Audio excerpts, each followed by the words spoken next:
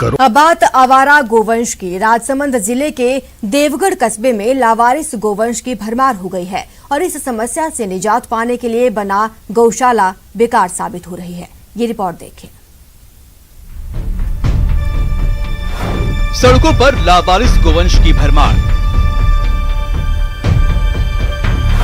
करोड़ों की लागत से बना गौशाला बेकार।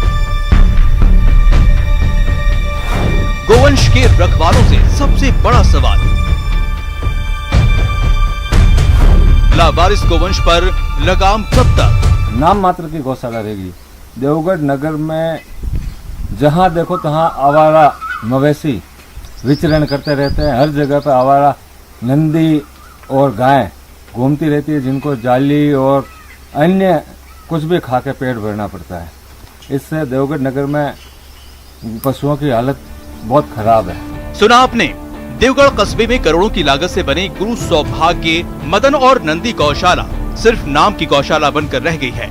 कस्बे में सैकड़ों की संख्या में लावारिस गोवंश दिन रात सड़कों पर विचरण कर रहे हैं। गायों के साथ सांड और अन्य आवारा पशुओं की वजह से आम लोगों का बाहर निकलना मुश्किल है। मदन और नंदी गौशाला में 5000 पशुओं के रहने की व्यवस्था है, लेकिन जिम्मेदार अधिकारियों की लापरवाही से गोवंश सड़कों पर विचरण करने को मजबूर है। गौशाला वालों को जिम्मेदारी बनती है कि नगर के सभी पशुओं को ले जाके वहाँ पे रखे, जबकि 5000 पशुओं को रखने की क्षमता वाली गौशाला है, जिसमें लगभग 1000-1500 से ज्यादा नहीं होंगे। दूसरी ओर गौशाला में पशुओं को चारा नहीं मिल रहा है, जिसकी वजह से गोवंश की मौत भी हो रही है, जिसकी वजह से भूखे प्यासे गोवंश सड़कों पर भटक रहे हैं। गौशाला में गायों के मरने के बाद उसे दिन दहाड़े दफनाने का काम जारी है। सड़कों पर गोवंश के घूमने की वजह से आए दिन दुर्घटना होती रहती है, लेकिन 300 बीघा में फैले गौशाला में गायों को नहीं रखा जा रहा है। हालांकि राजसमंद क्षेत्र की सबसे बड़ी गौशाला है, लेकिन इसमें जानवरों की किसी प्रकार की कोई देखभाल नहीं है। जानवर घास के कारण भूखे मर रहे हैं, घास पूर्ण रूप से अवेलेबल नहीं हो रहा है, उपलब्ध नहीं हो रहा है, जिसकी वजह से ये भूख से मर रही है। इससे बनिस्बत देवगढ़ में जो गाय घूम रही है बिना वारिसान के, वो भी इससे अच्छी हालत में है। ऐसे में सबसे बड़ा सवाल यह है कि करोड़ों रुपए की लागत से 300 बीघा में फैले गौशाला का निर्माण क्यों कराया गया? आखिर लावारिस गोवंश के लिए जिम्मेदार अधिकारी इस समस्या की तरफ कब ध्यान देंगे? अलकेश, न्यूज़ 18 राजस्थान, राजसमंद। बीकानेर में धार्मिक आस्था का प्रतीक कपिल मुनि सरोवर अस्तित्व होने की कगार पर है। क्या है वजह, इस रिपोर्ट में देखिए। कैसे मिले तीर्थ का पुण्य? कपिल सरोवर दुर्दशा का शिकार, बिना स्नान लौट जाते हैं श्रद्धालु। धार्मिक पर्यटन के क्षेत्र में अहम स्थान रखने वाले बीकानेर जिले के कोलायत का महत्वपूर्ण स्थान है कपिल सरोवर। कपिल मुनि की पौराणिक कथा से जुड़े कपिल सरोवर में आस्था की डुबकी तीर्थ का पुण्य दिलाती है, लेकिन यह सरोवर इन दिनों दुर्दशा का शिकार है। पूरे सरोवर में पानी की जगह कमल की बेल ने पैर पसार लिए हैं। 3 साल पहले इस कोलायत तालाब की पूरी हमने खुदाई करवाई थी, उस समय भी इसकी यही हालत थी। ये सरकार की उदासीनता है। जो भी धार्मिक स्थल है उनकी तरफ ये गवर्नमेंट इसका ध्यान नहीं है पूरा। लाखों लोग यहाँ आस्था से जुड़े हुए हैं। यहाँ से राजस्थान में पुष्कर के अलावा कोलायत के इस सरोवर की भी तीर्थ के रूप में बड़ी मान्यता है। हर साल लाखों श्रद्धालु यहाँ पुण्य कमाने पहुँचते हैं, लेकिन प्रशासन की उदासीनता के कारण कपिल सरोवर दुर्दशा का शिकार है। श्रद्धालु आस्था की डुबकी लगाए बिना ही वापस लौट जाते हैं। कपिल सरोवर पश्चिमी राजस्थान का हरिद्वार कहलाने वाला है, लेकिन यहाँ पे राजस्थान के मंत्री है चाहे केंद्र के मंत्री है, वो 1% भी इस पर ध्यान नहीं दे रहे हैं। लगातार इसकी स्थिति खराब हो रही है। उम्मीद है शासन प्रशासन के लोग धार्मिक आस्था के प्रतीक कपिल सरोवर के महत्व को समझेंगे और श्रद्धालुओं की भावनाओं का सम्मान करते हुए इसके विकास के लिए जरूरी कदम उठाएंगे, ताकि आस्था के आधार के साथ साथ विरासत की धाती भी बची रहे। न्यूज़ 18 के लिए बीकानेर से सतवीर सिंह राठौड़ की रिपोर्ट।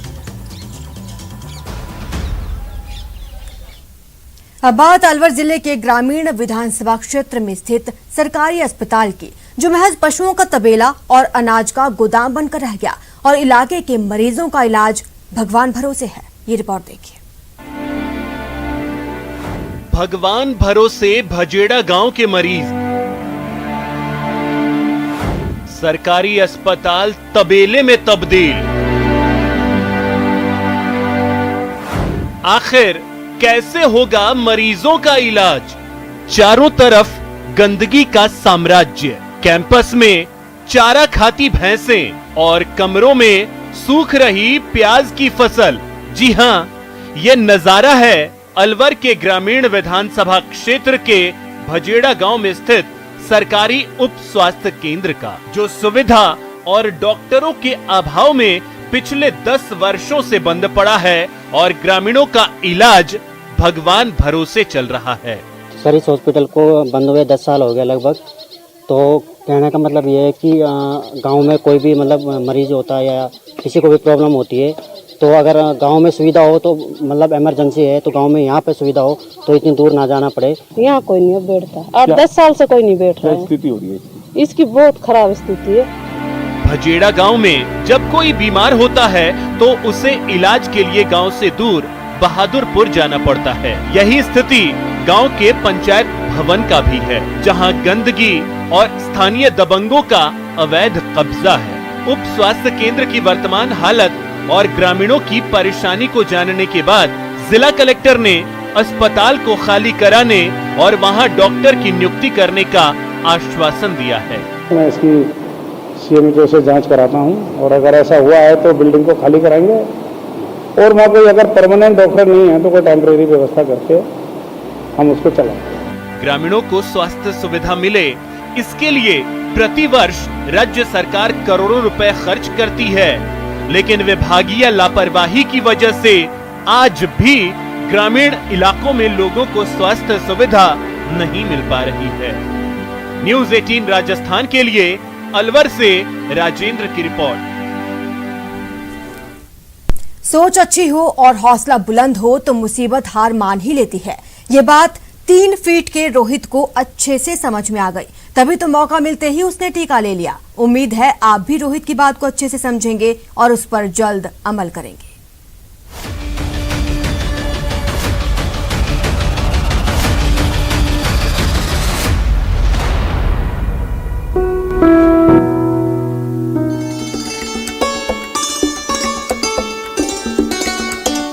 समझदारी हो या कामयाबी, यह इंसान के कद की मोहताज नहीं होती और इसका सटीक उदाहरण है उज्जैन के रहने वाले 30 साल के दिव्यांग रोहित का कद महज 3 फीट है, लेकिन इनमें समझदारी के सारे गुण हैं। रोहित भी अपने परिवार को लेकर उतने ही फिक्रमंद रहते हैं जितने आप या हम। इसलिए इन्होंने बिना वक्त गंवाए कोविड के खतरे से खुद को और अपने परिवार को बचाने के लिए टीका ले लिया। आज मैंने कोरोना वैक्सीन का टीका लगवाया है। जब मैं दिव्यांग होकर टीका लगवा सकता हूँ तो हमारे देश के और प्रदेश के और उज्जैन के लोगों से निवेदन करता हूँ कि हर वर्ग के लोगों को बढ़ चढ़कर टीका लगवाना चाहिए। रोहित कोई करोड़पति नहीं है, इनकी आय का जरिया बस यही दुकान ही है, जो लॉकडाउन के दौरान काफी दिनों तक बंद ही रही। लेकिन इन्होंने ये बात अच्छे से समझ लिया कि बिना वैक्सीन लिए वो कोविड के खतरे से आजाद नहीं हो सकते, फिर दुकानदारी क्या खाक ही करेंगे। जाहिर है रोहित ये बात समझते हैं कि जिंदगी अनमोल है और आज की तारीख में बिना वैक्सीन लिए अपनी और अपनों की जान की हिफाजत नहीं की जा सकती। उम्मीद है कि आप भी रोहित की इस समझदारी के कायल बनेंगे और वैक्सीन लेकर अपने और अपनों के प्रति जवाबदेही निभाएंगे। Bureau report, news 18 network.